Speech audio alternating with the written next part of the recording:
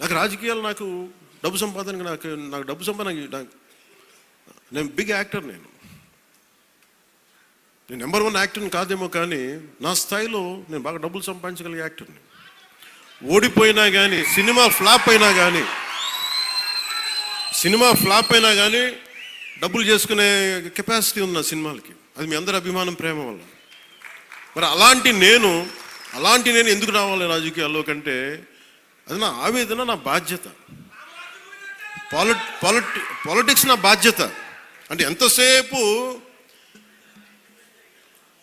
ధాన్యం పండించి ఇది దోచేసుకోవడం తప్ప తిరిగి ఇద్దామని గుణం లేకపోతే ఏమవుతుంది? అందుకని నేను ఏం నమ్ముతానంటే, ఎంతో కొంత తిరిగి ఇవ్వాలి సమాజానికి. ఆ ప్రిన్సిపల్ నన్ను తీసుకొచ్చింది. అలాంటి నేను కోరుకుంటుంది మన సంక్రాంతి ఒక కొత్త సంక్రాంతి అవ్వాలి మన పీఠికాపురం. ఇది మీరందరూ నా కుటుంబ సభ్యులు. మీకు ఆనందం ఇవ్వడమే నా పని. ఆనందం ఇవ్వడం అంటే మళ్ళీ ఇంటికి వచ్చి డ్యాన్స్ చేయమనేరా? అంటే మీరు బలం అవ్వడానికి నేను చేదోడు వాదోడు అవుతాను. అలాగే మా ఇంటికి వచ్చే పేరెంటాలకు వచ్చే ఎన్ని పేరెంటాలు వస్తే పనే వాళ్ళు చేస్తారు, పనులు కూడా చేయాలి కదా. అలాగే సంక్రాంతికి నాకేమనిపించిందంటే, పీఠికాపురం పర్మనెంట్గా ఒక సంక్రాంతి ఉత్సవాలకి పండగ కావాలి. అంటే ఇది సంక్రాంతి, ఓణం ఎట్లా ఉంటుందంటే, అది కూడా మన హార్వెస్ట్ ఫెస్టివల్ మన కేరళలో. అది భూమిని నమ్మే ప్రతి ఒక్కరి పండగ అది. మరి కేరళ చాలా ఒక అనూహ్యంగా ఏంటంటే అన్ని మతాలు జరుపుకుంటారు. సో నా మనసులో కూడా మన సంక్రాంతి అన్ని మతాలు జరుపుకోవాలి. అది ప్రకృతి ఆరాధన నుంచి పుట్టిన మన సంస్కృతి ఇచ్చిన వారసత్వం ఇది. ఈ వారసత్వాన్ని భవిష్యత్ తరాలకి అందించడం మన బాధ్యత. ఈరోజు పీఠికాపురంలో జరుగుతున్న సంక్రాంతి సంబరాలు మనకి భవిష్యత్తులో అందరికీ అలాంటి జ్ఞాపకాలని ఇవ్వాలని మనస్ఫూర్తిగా కోరుకున్నాను.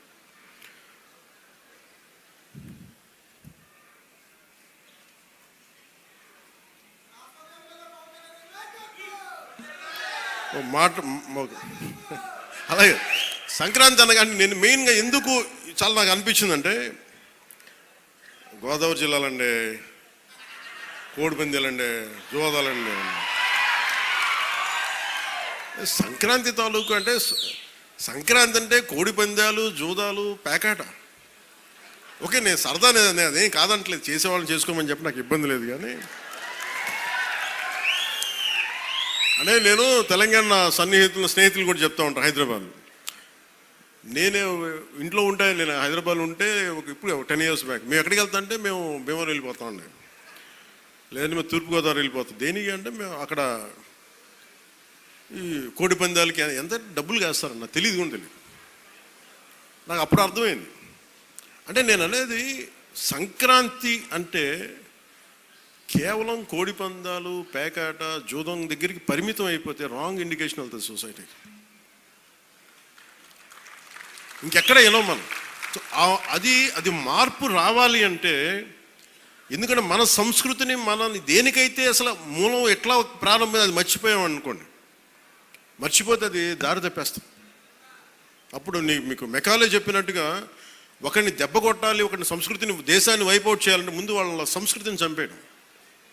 సో ఇది సంస్కృతి మూలాల్ని పరిరక్షించడానికి, మర్చిపోకూడదని చెప్పడానికే ఈ వేడుక ఈ రోజున పీఠిక. ఇది మొత్తం రాష్ట్రంలో ప్రతి నియోజకవర్గంలో ఇది అవ్వాలి. ఇది మనకి గోదావరి జిల్లాలో సంక్రాంతిని కోడిపందాలు, ₹1 చేతులు మారుతాయి అనే మాట పోవాలి. సంక్రాంతి నుంచి భోగి మంటల్లో కలిపేయాలి. సరదాగా చేసుకుంటారో ఏం చేసుకుంటారో అది వేరే, కానీ అది మట్టుకు ప్రత్యేకంగా కనిపించకూడదు. ఇది ఆప్యాయతానురాగాల గురించి, పంచే మనస్తత్వం గురించి చెప్పుకోవాలి. ఇందాక మనం చూసిన హరిదాసు కీర్తనల గురించి చెప్పుకోవాలి. గరగ నృత్యాలు, గంగిరెద్దులాటలు, కోలాటలు, భజనల గురించి చెప్పుకోవాలి. అలాగే నవతరానికి మన సాంప్రదాయాల విలువల గురించి, కళారూపాలు, సృజనాత్మక ప్రక్రియల గురించి తెలియాలి.